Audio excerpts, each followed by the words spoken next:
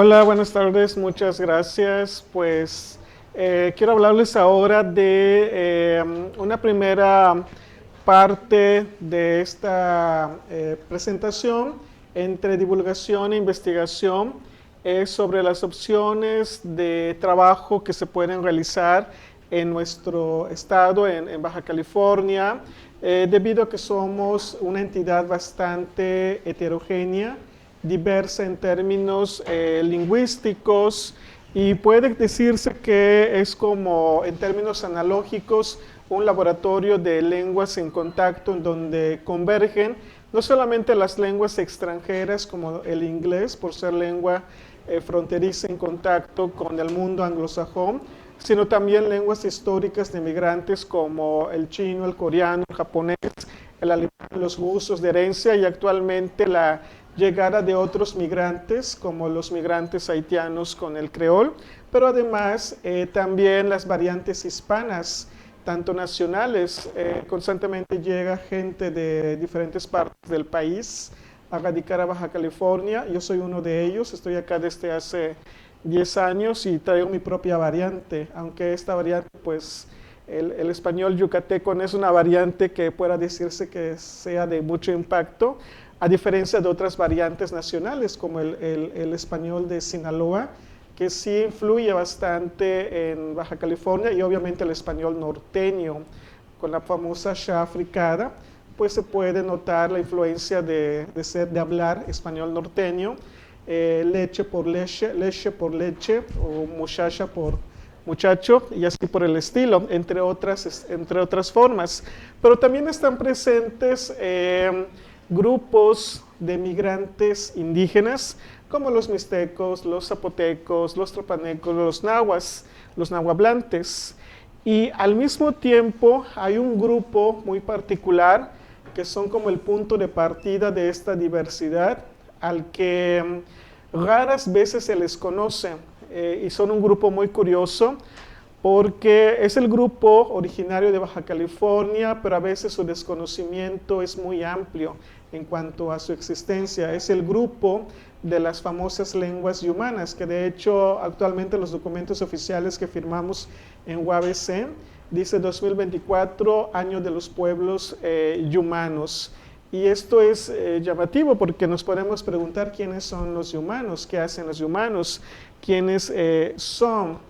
Y aquí, bueno, hilando esto con lo que hace la facultad, nos preguntaríamos cuál es la conciencia hacia la existencia de las lenguas indígenas y particularmente hacia las lenguas yumanas, y qué tan presentes están en la agenda de la unidad. Lo dejo como una cuestión reflexiva. Y bueno, los datos, estos datos que presenta el gobierno, el Sistema de Información Cultural del Gobierno de México, es un aproximado, pero no es un aproximado exacto. Es un aproximado bastante optimista en cuanto al número de hablantes. De hecho, bueno, primero que nada aquí podemos ver cuáles son las lenguas yumanas: Paypay, Kumiay, Quiligua, Cucapá, Cual. Sin embargo, es bastante exagerado este aproximado. Ya cuando los investigadores entran en el escenario, como mis colegas, Igor Vinogradov, Carlos Ivanhoe, y otros que participan con ellos, pues ellos, por ejemplo, han visto que en San José de la Zorra, con el Kumiay, solamente hay 15 personas que hablan la lengua.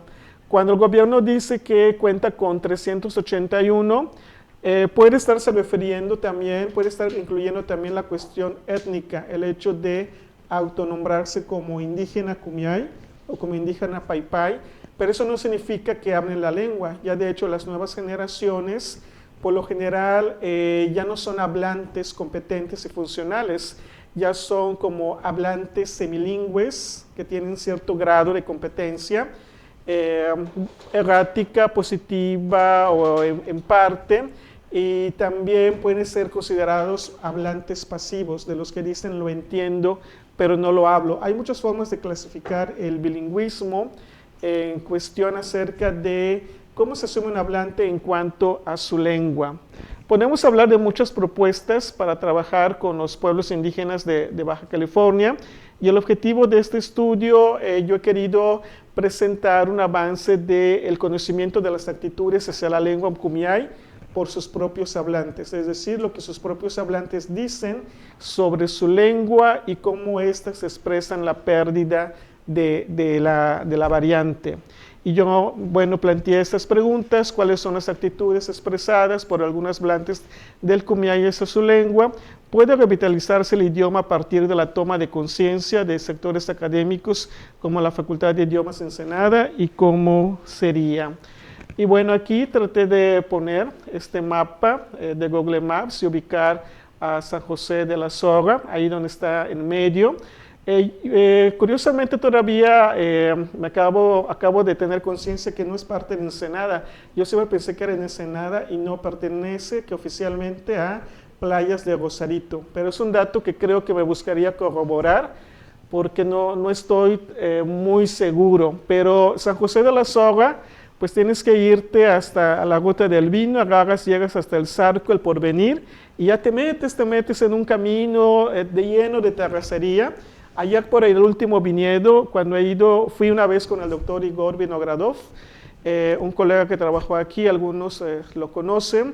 Llegamos a un punto y me dijo: última llamada que puedes hacer a tu mamá, ya de aquí no hay señal.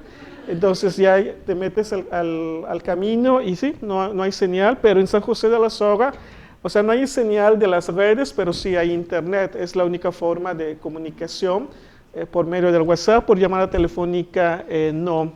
Y bueno, si alguna vez tienen oportunidad de ir, es un lugar muy agradable. Les voy a mostrar unas fotos más adelante. Y bueno, en San José de la Zorra se le conoce como Mat Praj, tierra de la zorra. Forma junto con Juntas de Nejí, San Antonio Necua y La Huerta la comunidad Kumeyaay de la entidad. Forma parte de un conjunto de lenguas complejas conocida como el Diegueño y Pai Tipiay Kumeyaay. Cabe mencionar que todos estos hablantes de lenguas indígenas, entre ellos los Kumeyaay, son binacionales, tienen parentesco en los Estados Unidos, están presentes ahí y tienen el permiso para cruzar tanto a México como a Estados Unidos, debido a que su territorio, la ubicación territorial que para ellos tienen es sagrado, y es un territorio que ellos está presente como en México como en el otro lado. Y bueno, como ya les decía, colegas como Gil, Vinogradov, Silva y Carrillo aseguran que solamente hay 15 hablantes en la comunidad, pero niños y jóvenes al parecer también tienen un grado de conocimiento de la lengua. Se dedican a la agricultura, a la ganadería, al cultivo del vino. Hay otras familias que vienen del otro lado y por lo tanto traen recursos en apoyos a los habitantes. La población total es de 100 personas y lo que les decía pertenece oficialmente a Playas de Rosarito, según esta fuente. Y bueno, revisando un poco la literatura, quienes han trabajado, Pueblos y Humanos, Documentación de Lenguas Indígenas de Baja California, tenemos a Gil, él es un colega de la UAB de la Facultad de Idiomas Tijuana, estuvo con nosotros un tiempo y ahora está en Tijuana. Leiva trabaja en el INA, de Antropología, en el Instituto Nacional de Antropología e Historia. Sánchez Ibercia, Sánchez es un colega que está en Mexicali. Ibercia es un colega peruano que trabaja en Holanda. Ellos han trabajado el Pai Pai y han trabajado diversidad de lenguas. Sánchez también hizo otro estudio semántico. López hizo una clasificación de plantas. López es una estudiante de traducción, fue egresada de traducción. La dirigió la maestra Vicky, yo estuve en el comité de sínodo. Ella trabajó en una clasificación de las plantas, siguiendo los conocimientos del Kumeyaay. Fue un trabajo bastante bonito. Está Pascasio, que trabaja en Mexicali, es una colega de Mexicali. Ella hizo una metodología co-creativa para que el pueblo Cucapá pudiera expresar a través de sus dibujos cómo conciben el paisaje de su cultura, el paisaje lingüístico de su cultura. Y así, entre esos autores, Sánchez, Vinogradov, González, Sánchez y González y Cañedo, Sánchez nuevamente, Vinogradov, se han dirigido a diversos enfoques de las lenguas, desde la semántica, la sintaxis, la morfología. Curiosamente, ellos han atendido más a las cuestiones gramaticales y fonéticas. Todavía es escasa la investigación de carácter sociolingüístico, en donde entran las actitudes, que es el concepto, la noción, de la que les hablaré un poco en esta tarde.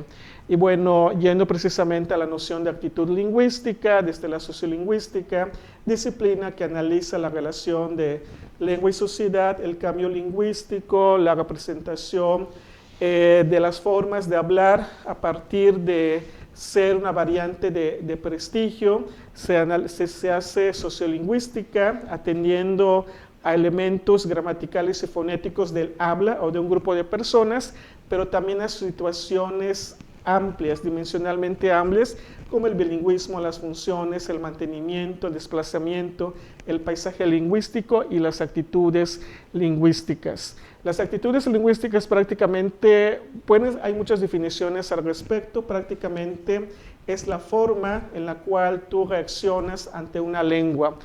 Podemos ver aquí algunas definiciones al respecto. Están formadas también por cuestiones ideológicas, por creencias muy arraigadas. Influyen también, obviamente, no solamente es una cuestión psicológica del hablante en su forma de reaccionar, sino la reacción viene también por un proceso en el que es la representación de un conjunto de formas de ver el mundo, de tener una visión del mundo, y que se arraiga como una verdad objetiva y subjetiva. Un ejemplo de ello, pensar que las lenguas indígenas son dialectos. Es una actitud, es el componente cognitivo en la que se enseña erróneamente que las lenguas indígenas no tienen gramática, que no son competentes, que no tienen función y que no tienen futuro. Es una actitud, y de hecho bastante negativa, que al mismo tiempo se arraiga como creencia en tanto, no solamente por la población monolingüe, sino por los propios hablantes indígenas, que a sí mismos muchas veces se autodescalifican. Pero ahí también interviene lo que es el concepto del prejuicio lingüístico. Las actitudes lingüísticas, entonces, ahorita di una pista, están conformadas por tres componentes: el componente cognitivo, que es el saber de una lengua; el componente afectivo, que es la forma de evaluar una lengua; y el componente conductual, que es la forma de reaccionar y lo que haces ante una lengua. Aquí puse unos ejemplos de la lengua maya. La maya es la lengua de Yucatán, dicen los hablantes en la península de Yucatán. Componente cognitivo, la maya es muy bonita. Componente afectivo, la maya la están aprendiendo ahora, la enseñan en las escuelas. Componente conductual. Y bueno, para este estudio hice una metodología de tipo cualitativo con una entrevista abierta, un estudio de caso. Participaron dos hablantes mujeres de la lengua Kumiai, doña Beatriz y doña Natalie, que también son participantes que siempre están colaborando con Igor Vinogradov y con Carlos Ivanhoe para elicitar muestras de habla y hacer segmentaciones morfológicas y conocer también procesos morfosintácticos. Y en esa ocasión, cuando fui al trabajo de campo, también nos acompañó un estudiante aquí presente, aquí está Maya, que fue con nosotros al trabajo de campo, y ha ido también en otras ocasiones al trabajo de campo con los Kumiai. Ella de hecho le hizo unos dibujos, creo que tengo entendido, ¿no?, al doctor Igor Vinogradov, que hizo una publicación sobre los Kumiai. Entonces, pues ella ya está en el campo, es una excelente investigadora, una prospecto de excelente investigadora. Ella es alumna de sexto de traducción vespertino actualmente. Muy bien, dice Chava que es su tutorada, el maestro Salvador. Bueno, Para responder a la pregunta de investigación, ¿cuáles son las actitudes expresadas por algunos hablantes hacia su lengua? Nuestra primera categoría resultó de las voces de los hablantes, solo cuando nos juntamos. ¿Cómo se obtienen las categorías? Pues tú ves las notas, las escuchas y asocias y generas un campo semántico porque es algo constantemente expresado con ellos.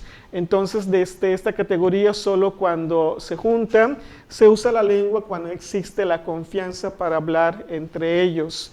Dice que considera que los adultos difícilmente van a aprender la lengua, pero tienen esperanzas en que los niños sí lo harán. En cuanto a su identidad, se consideran kumiais, pero también dijeron que son de Baja California y de México. La identidad fue algo que realmente me sorprendió porque creí que solamente se iban a limitar a ser kumiais, pero no, consideran que son baja californianos y de México. Por otra parte, cabe mencionar que en el trabajo de campo, y eso mis colegas me lo han dicho, es muy difícil trabajar con los hombres, con los varones en la comunidad.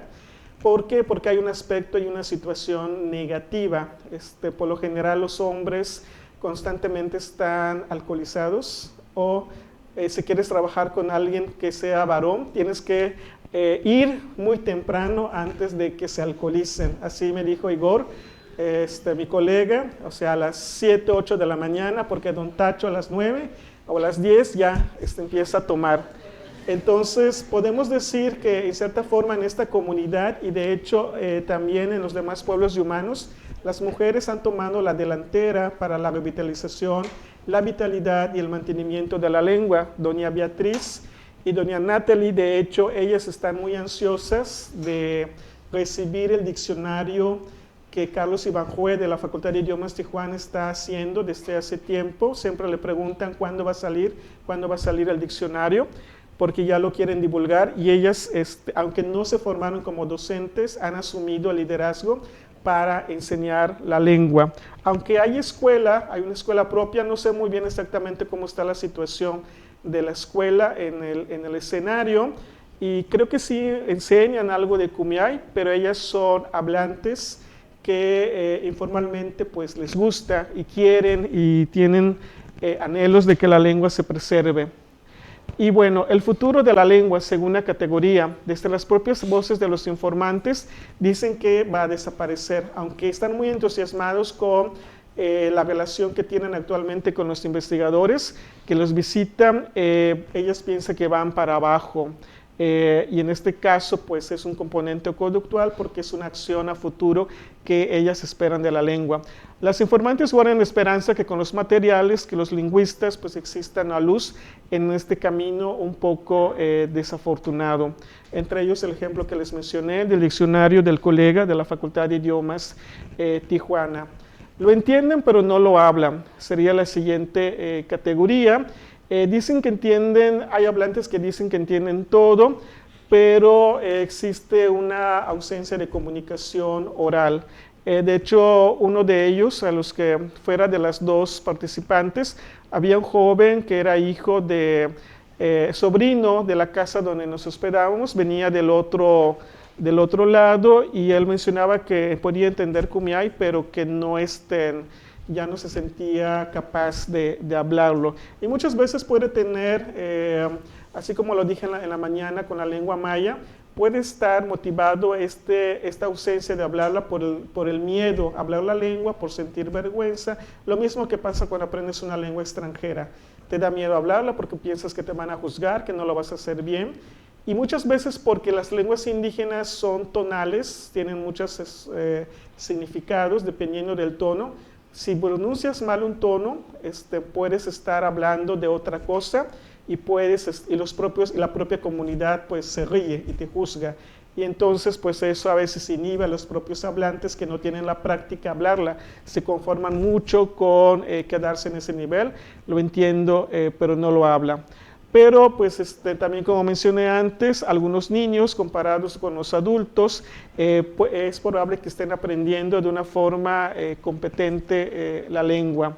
No es el caso de los adultos que también atribuyen que dicen a lo mejor es porque tengo dura la lengua, es decir, ya no puedo tener una práctica o una madurez para recibir fluidamente toda la información para sentirse que es competente del idioma. Y bueno, algunas prácticas más sociales, ellos dicen que su vestido es largo y florido. En cuanto a servicios, dicen que no hay misa en Kumeyaay, no hay doctores en Kumeyaay y que cuando usan el teléfono lo hacen en español. Para responder a la segunda pregunta de investigación, ¿puede revitalizarse el idioma a partir de la toma de conciencia de sectores académicos como Facultad de Idiomas, Ensenada, la UABC? ¿Y cómo sería?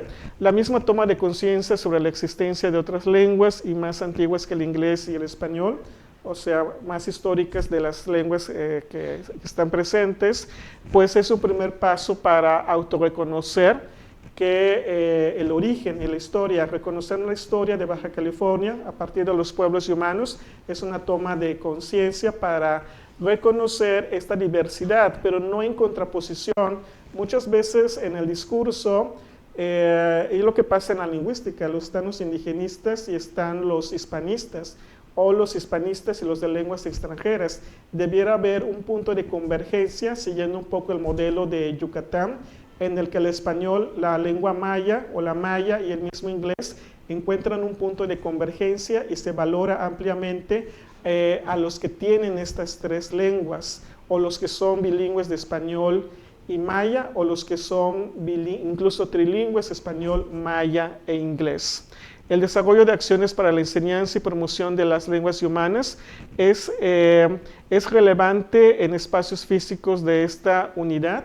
Entre ellos, por ejemplo, podría realizarse un paisaje lingüístico, todavía hay espacio por lo que veo en el mural, todavía podría ponerse ahí algunas frases en Kumeyaay, sería una buena idea, pues para empezar a reconocer ese humanismo del que oficialmente aparece en los documentos, pero que muchas veces está ausente en la práctica, en la currícula, y sobre todo no necesariamente es que te hagas hablante, o sea, personalmente no pienso que para valorar la lengua tengas que ser paypay, Kumeyaay, pero con el hecho de tener conciencia de ello, de ver más allá de un discurso de lenguas extranjeras, sino de lenguas en general, de diversidad lingüística, con eso se logra ese reconocimiento y se toma la conciencia para apoyar a los pueblos y humanos que ya tienen pocos hablantes. El Quiligua ya tiene solamente 2 hablantes, el Cual solamente tiene 12. Decían que estaba desaparecido,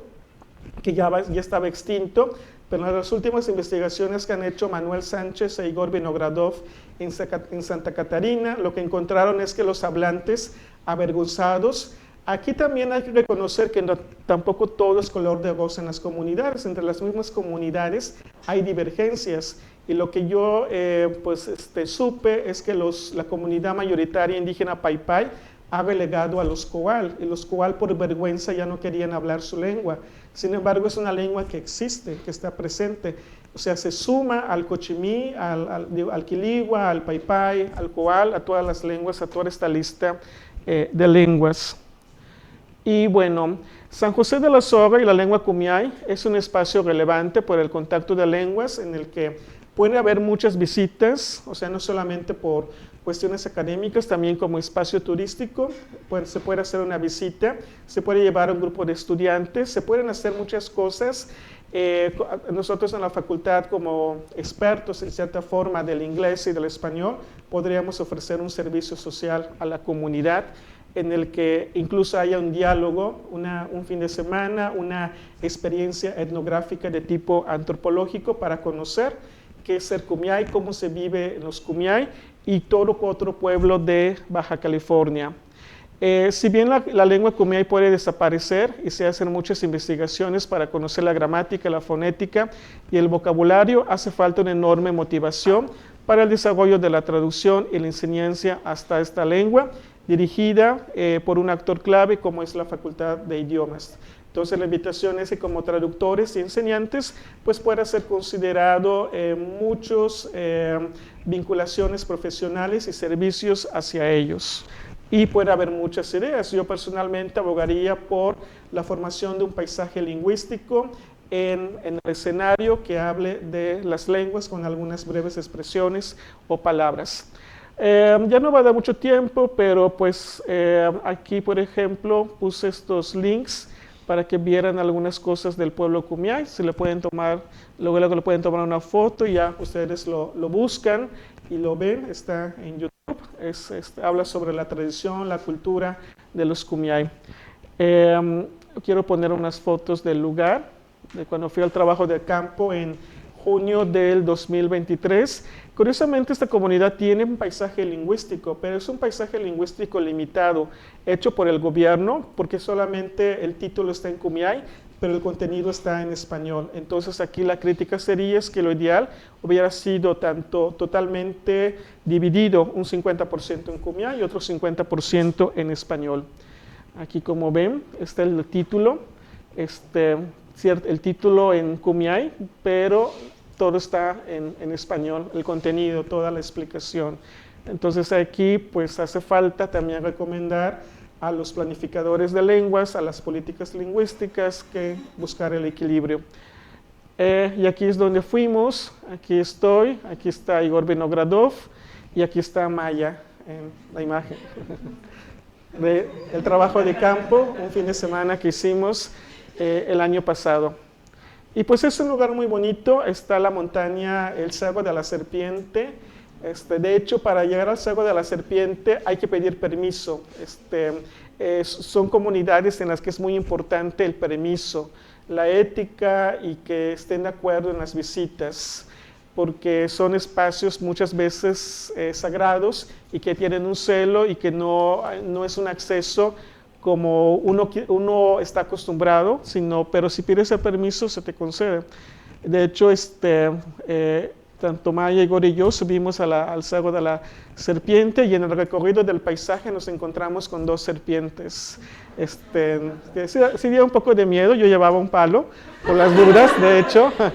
Y de hecho antes de llegar, aquí creo que Maya tiene la foto, había una serpiente enorme en el camino, unos 20 minutos antes de llegar. Para los Kumiai, una de sus leyendas es que ellos vienen de una serpiente que vomitó. No me sé muy bien la historia, no sé si tú te la sabes o alguien se la sabe. Bueno, aquí también está Ariel, él es estudiante de maestría y está trabajando el Pai Pai, él está trabajando una cuestión morfosintáctica, ¿verdad? Del Pai Pai. Entonces, ya es un humanista de formación y es egresado de la licenciatura, de la extinta licenciatura en docencia de idiomas. Y bueno, pues hay luz en el camino para ser humanista entonces. Pues muchas gracias, es todo de mi parte. Si hay preguntas.